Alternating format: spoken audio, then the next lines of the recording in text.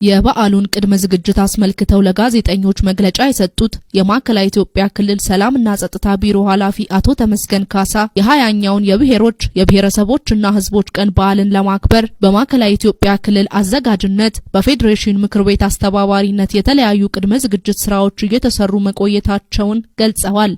የክልሉ በ2017 ዓ.ም የደቡብ ኢትዮጵያ ክልል 19ኛውን በዓል አክብሮ ባጠናቀቀበት የሳምንት በሆነ ጊዜ ላይ ነው ስራ የጀመርነው ማለት ነው።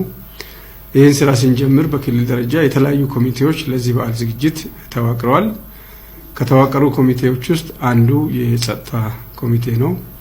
የጸጥታ ኮሚቴ የራሱን የቅድመ ዝግጅት ስራዎችን እየሰራ ነው የመጣው ማለት ነው። የበዓሉ መከበር ለኢትዮጵያ ብሔሮች ብሔረሰቦችና ሕዝቦች እኩልነት፣ አንድነት፣ ሰላምና አብሮነት ስላለው ፋይዳ በትምህርት ቤቶች ክበባት፣ በህዝባዊ ስብሰባዎች፣ በወጣቶችና ሴቶች አደረጃጀትና በሀገር ሽማግሌዎችና ሃይማኖት ተቋማት መሪዎች ዘንድ ግንዛቤ መፍጠር ስራዎች መሰራታቸውንም አቶ ተመስገን አብራርተዋል። በመሆኑም በዓሉ ያለምንም የጸጥታ ስጋት በሰላም ተጀምሮ እንዲጠናቀቅ በተለያዩ የጸጥታ አደረጃጀቶች ከፌዴራል ፖሊስ፣ መከላከያና መረጃና ደህንነት ጋር በመቀናጀት ተገቢ ዝግጅት መደረጉን አቶ ተመስገን ገልጸዋል። ሌላ ከጸጥታ መዋቅሮች ጋር በተለይም የጸጥታ አካላት ጋር ቅንጅት መፍጠር ከመከላከያ ሰራዊት ጋር፣ ከፌዴራል ፖሊስ፣ ከብሔራዊ መረጃና ደህንነት አገልግሎት፣ ሌሎች ለሰላምና ጸጥታ ያግዛሉ ተብሎ ከሚገመቱና ባለድርሻ ናቸው ከሚባሉ አካላት ጋር የተሟላ እቅድ አዘጋጅተን በጋራ እየሰራን የመጣንበት ሁኔታ ነው የነበረው። በተጨማሪም ከወንድምና አጎራባች ከሆኑ ከኦሮሚያ፣ ከደቡብ ኢትዮጵያ፣ ከደቡብ ምዕራብና ከሲዳማ ክልሎች ጋርም አስተማማኝ ሰላምና ጸጥታ ለማስፈን የሚያስችሉ ስራዎች ተሰርተዋል ብለዋል። እንግዶች በሚመጡበት ወቅት ስጋት የሚፈጥሩ መንገዶች ተለይተው ለጸጥታ አካላት ተልዕኮ የተሰጠ ሲሆን ከጸጥታ አካላት ጋር በመተባበር የሚሰሩ በርካታ ወጣቶች ስልጠና ተሰጥቷቸው መዘጋጀታቸውንም አክለዋል። ሁሉም ህብረተሰብ አደባባይ ላይ የሚከበረውን በዓል ገብቶ ማክበር እንደሚችል የጠቆሙ አቶ ተመስገን በዓሉን በሚያከብሩ ሰዎች ዙሪያ ተሰብስቦ መቆምና በየትኛውም ስፍራ ስለት ያላቸውን መሳሪያዎችና ሌሎች ድምጽ የሚያሰሙ ቁሳቁሶችን ይዞ መገኘት የተከለከለ ነው ብለዋል። ቀጥሎ እንግዳ ተቀብለን ፕሮግራሞቹ በሚካሄድባቸው ቦታዎች ላይ የሚደረጉ ጥንቃቄዎችን ለይተን እየሰራን መቀጠል ካልሆነ በስተቀር በሁሉም ሁኔታ ማን የት ምን ይወጣል የሚለውን በዝርዝር የክልል ጸጥታ አካላት ተግባራቸው ምንድነው፣ ምን ይወጣሉ፣ ፌዴራል ፖሊስ ምን ይወጣል፣ መከላከያ ምን ይወጣል፣ የመረጃ ዘርፍ ስራዎች እንዴት ይሰራሉ የሚሉና የመሳሰሉ አጠቃላይ ነገር ተሰርተዋል ማለት ነው። ከማህበረሰቡም ጋር ቀድሞ በተግባባን መንገድ ህዝቡ የሰላሙ ባለቤት ሆኖ ከጸጥታ አካላት ጎን ሆኖ ይህንን በዓል በሰላማዊ ሁኔታ ማሻገር በሚቻልበት ሁኔታ ላይ ከመግባባት ደርሰን ስራዎቹ አሁን ወደ መጠቃለል እየሄዱ ናቸው ማለት ነው ከጸጥታ አንጻር። ስለዚህ አሁን የሚቀረን እንግዳ መቀበል፣ የተቀበልነውን እንግዳ ደግሞ ፕሮግራሙ ሲያልቅ ልክ አሁን በጀመርነው መንገድ መሸኘት የሚል ላይ ሙሉ ዝግጅት ያደረግን ሲሆን ምንም አይነት በዓሉ ላይ ይፈጠራል ተብሎ የሚሰጋ ነገር በመንገድም በዓሉ በሚከበርበትም አካባቢ ላይ ምንም አይነት ስጋት የሌለ መሆኑን በደንብ ተፈትሾ የተጠቃለለ መሆኑን ለማንሳት ነው።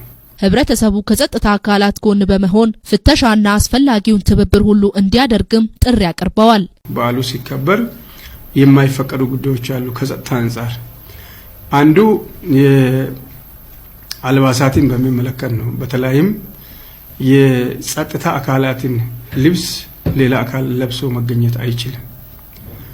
አሁን በስራ ላይ ያለው ኃይል ብቻ ነው የተፈቀደለትን ልብስ የሚለብሰው። ከዚህ ውጪ በተለያየ ምክንያት ወደ አካባቢያቸው የተመለሱ አካላት የመከላከያ ሰራዊት ልብስ፣ የፌዴራል ፖሊስ ልብስ፣ የክልሉን አድማ ብተና ልብስ፣ የመደበኛ ፖሊስ ልብስ መልበስ ከቶ አይፈቀድም። ይሄን መልበስ የሚችሉት አሁን በስራ ላይ ኦንቦርድ ሆነው ተግባርና ተልዕኮ እየተወጣ ያለው የተፈቀደለት አካል ብቻ ነው ለብሶ መንቀሳቀስ የሚችለው። ሁለተኛ ባልተፈቀደባቸው አካባቢዎች ላይ መንቀሳቀስ አይፈቀድም። የማይፈቀዱ አካባቢዎች ስለተለዩ ማለት ነው። ሶስተኛ ስለት ያለው ነገር ይዞ መንቀሳቀስ ፈጽሞ የተከለከለ ይሆናል ማለት ነው። ታጥቆ የሚንቀሳቀሱ አካላትም ታጥቆ እንዲንቀሳቀሱ ከተቀመጠላቸው ወይም ከተፈቀደላቸው አካባቢዎች ውጪ እንቅስቃሴ እንዲያደርጉ አይፈቀድም ማለት ነው። ሌላው ወደ በዓሉ ሲመጣ ተሳታፊ በጣም ሰፊ ነው። በተለይም የአደባባይ በዓል ቁጥሩ በጣም ሰፊ ማህበረሰብ የሚሳተፍበት በመሆኑ ለፍተሻ ችግር የሚፈጥሩ ለፍተሻ ጊዜ የሚወስዱ ጉዳዮች መያዝ የለባቸውም። ያው ህዝቡ ሰላም ፈላጊ ነው። ይሄ በዓል በሰላም እንዲጠናቀቅ ይፈልጋል። የመጣውንም እንግዳ በክብር ተቀብሎ በክብር መሸኘት ይፈልጋል። ሰው ለዚህ ወደ በዓሉ ለመታደም ሲመጣ ለፍተሻ የሚረብሹ ስለታማ ነገሮች የሚጮሁ ነገሮች ይዞ መምጣት አይፈቀድም። ሁሉም ሰው በሰላማዊ መንገድ በዓሉን አክብሮ ለመመለስ መምጣት አለበት እንጂ የተለያዩ ባዕድ የሆኑ ነገሮችን ይዞ መንቀሳቀስ ይዞ ወደ በዓሉ አካባቢ መምጣት በፍጹም የማይፈቀድ መሆኑን በዚህ አጋጣሚ መልእክት ማስተላለፍ ይፈልጋለሁ። ሌላው ታዳሚዎች ወደ በዓሉ አካባቢ ከገቡ በኋላ በዙሪያው ላይ ተሰብስቦ መቀመጥ መቆም ፈጽሞ አይፈቀድም። ሰፊ ሰው ነው የሚገባው። ሁሉም ሰው ወደ በዓሉ ቦታ መግባት እየተከለከለ ስላልሆነ እየተፈተሸ በዓሉን መሳተፍ ይችላል። ከዛ ውጪ ዙሪያ ላይ መቆም መሰብሰብ ፈጽሞ አይፈቀድም። ሌላው እንግዶች በሚንቀሳቀሱባቸው ቦታዎች ላይ መንገድ ዳር ግራና ቀኝ ይዞ ተሰብስቦ መቀመጥ፣ ህንፃ ላይ ወጥቶ ተሰብስቦ መቆም የማይፈቀድ መሆኑን በዚህ አጋጣሚ ለመግለጽ ነው። እነዚህ ጉዳዮች ለጸጥታ ስራዎች እንቅፋት ይሆናሉ ተብሎ የተገመገሙና የተለዩ ጉዳዮች ስለሆኑ በዚህ ጉዳይ ላይ ሁሉም ሰው ጥንቃቄ ማድረግ ያለበት መሆኑን መልእክት ለማስተላለፍ ነው።